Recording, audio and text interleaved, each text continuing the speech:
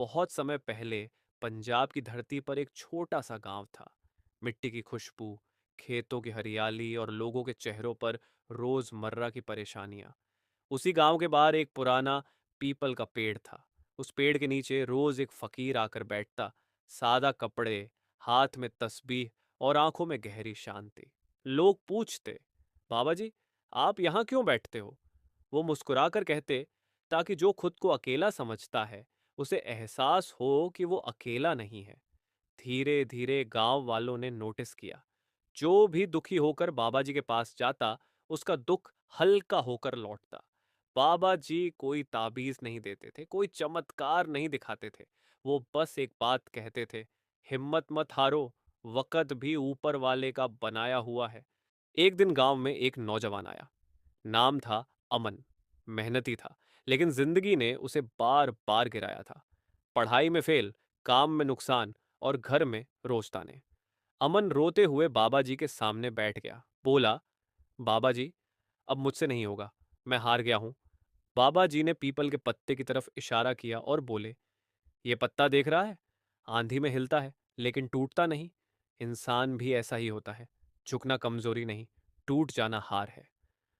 अमन की आंखों में पहली बार चमक आई। बाबा जी ने कहा, एक आखिरी कोशिश दिल से कर, नतीजा मेरे हवाले छोड़ दे। अमन चला गया। महीनों बाद वही अमन वापस आया। चेहरे पर आत्मविश्वास और आंखों में सुकून। उसकी मेहनत रंग लाई थी।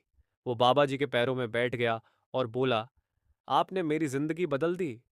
बाबा जी मुस्कुराए, मैंने कुछ नहीं किया, तूने खुद पर भरोसा किया। कुछ वक़्त बाद गांव में भयानक सूखा पड़ गया। खेत सूख गए, उम्मीदें टूटने लगीं। लोग फिर बाबा जी के पास पहुंचे। सब बोले, बाबा जी, अब क्या होगा? बाबा जी ने कहा, जब हालात सूखे हों तब भरोसा सींचो। गांव वालों ने मिलकर मेहनत शुरू की। कुएं साफ किए, पानी बचाया, एक दूसरे का साथ दिया। कुछ दिनों बाद बारिश हुई, लेकिन उससे पहले गांव के दिल जुड़ चुके थे। कुछ समय बाद एक सुबह लोग आए तो देखा, पीपल के नीचे बाबा जी नहीं थे। बस एक कागज रखा था जिस पर लिखा था, मैं कहीं नहीं गया। जब भी तुम हार के बाद उठोगे, समझ लेना, वहीं मिलूंगा। आज भी उस गांव में लोग कहते हैं, पीर बाबा जी कोई इंसान नहीं थे, वो एक सोच थे। सीख, अगर जिंदगी में अंधेरा है तो इसका मतलब ये नहीं कि रोशनी खत्म हो गई है। बस आपकी आंखें अभी उजाले की आदी नहीं हुई हैं।